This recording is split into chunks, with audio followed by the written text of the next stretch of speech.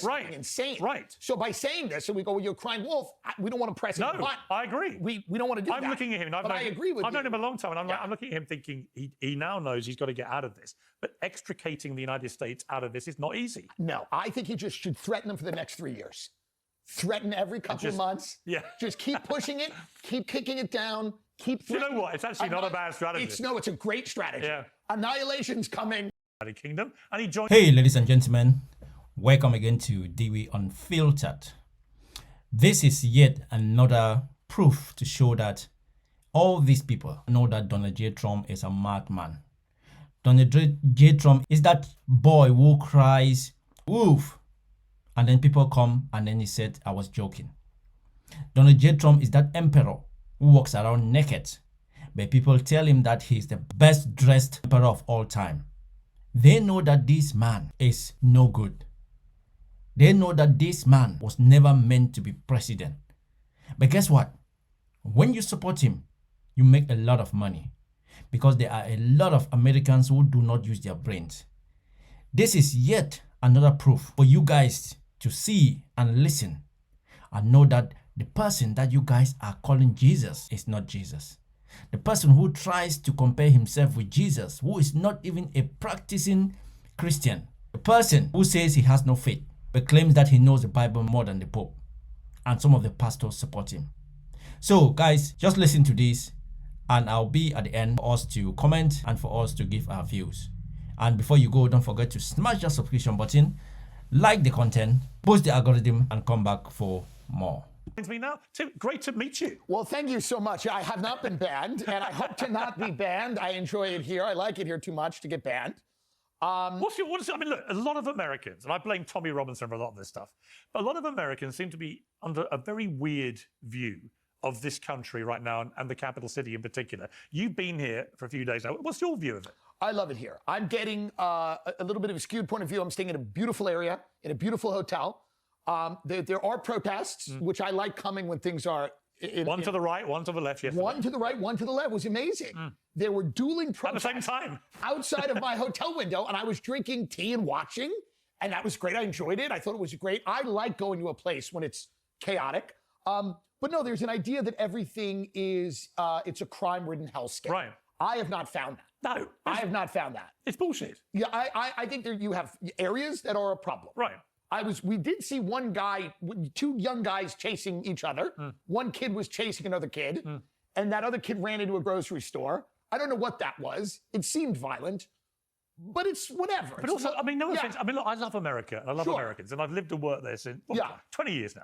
And we both have a place in LA, and we both spend a lot of time in New York. The idea that somehow London is more crime-ridden in great American cities like LA, like New York. No, you don't have crime the way that we have crime. Right. I think what happens is when somebody gets a watch stolen, or something happens, it's in the paper immediately, and people react to that. Obviously, it's wrong. Nobody should have their watch stolen. But like, I think you're not dealing with the crime the way we. I mean, I've driven through your quote unquote bad areas. Yeah. They're lovely. They're actually like your good areas. Yeah, no, it's not a problem at all. Like people tell me to go to these areas. They go, you got to go here, you got to go there, and then you go there. You go, yeah, I think it's okay. I think it's okay. Not compared to what we have.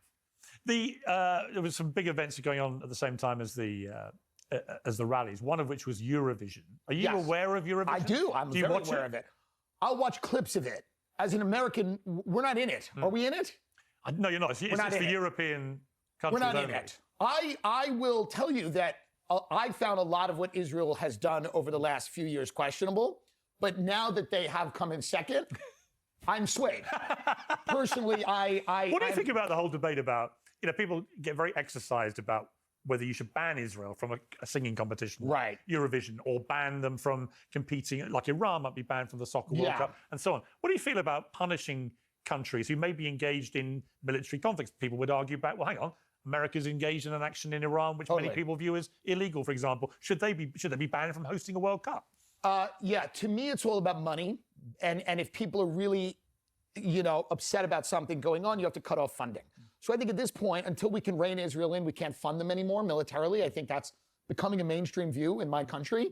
I don't think we care about a song contest. I think people have to stop with the song and dance contest and banning people from the pie eating contest. Who really cares? It's about the money and it's about the funding. So to me, it's like it feels good to say, well, they can't compete in Eurovision. To me, it's a completely pointless exercise. Why is it that Israel is becoming increasingly unpopular as a country in the United States, to the extent that 60% of Americans now have a negative view of Israel? That would have been unthinkable 20 years ago. I think people feel very uncomfortable about the nature of the relationship. I think Netanyahu clearly has a political agenda that we don't feel benefits America. He's constantly in the White House convincing Trump that that agenda is part of whatever movement Trump has created, this populist movement. Nobody agrees with that. That you know, there's a very small group of people. And one of Trump's best ideas, because I grew up during the Iraq War and Afghanistan, was that we should stay out of unwinnable foreign conflicts and focus on the economic well-being of the American people.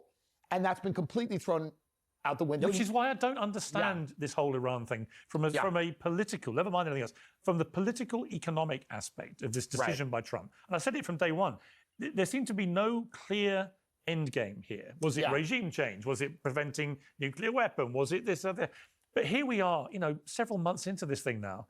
No sign of it ending, no sign of any regime change, no sign of the people rising up. Iran suddenly discovering if they can just control the Strait of Hormuz, they can hold everyone to economic ransom. And if they pop a few rockets up at their neighbors, they can damage their business models potentially for a very long time. And here's Trump, never more unpopular in the polls personally.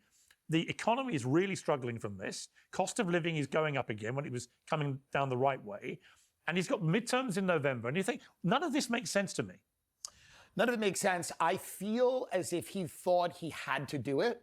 And for whatever reason, people can make up their own mind. Do you think that was pressure from Netanyahu? I think it was pressure from Netanyahu. Yeah, I do. I would say that that's a pretty rational way to think about it. I don't believe that Trump thought this was in America's best interest. I think he was kind of convinced one way or another to enter the war without a plan. I mean, you know, the article in the New York Times with Jonathan Swan and Maggie Haberman, the great reporters, you have, you know, the chairman of the Joint Chiefs of Staff, you have CIA, you have people going, this is not going to be easy. And we probably cannot affect regime change. But you and basically saying the Israelis oversell, Mr. President, that's what they're doing. And they're talking to Trump like a real estate developer from New York. They're saying to him, they're overselling. They're using us. All of the words that should have popped in his mind and went, right, we are being, you know, dragged into this. But he still went ahead and did it. So I don't know. I think he regrets it now. I think he regrets it now. And I think he thought it was going to be like Venezuela or like killing Soleimani or any of these things. And also, when you get into Tim, you know, yesterday he made another post where he's talking again about annihilating everyone in Iran. Yeah, it's too much. It's like, that's number 6 times. Too much. It's the boy that cried wolf. It's the emperor with no clothes. If you're not careful, for the President of the United States to keep threatening Armageddon and then nothing happens. And then we don't want to put him in the box where he actually does.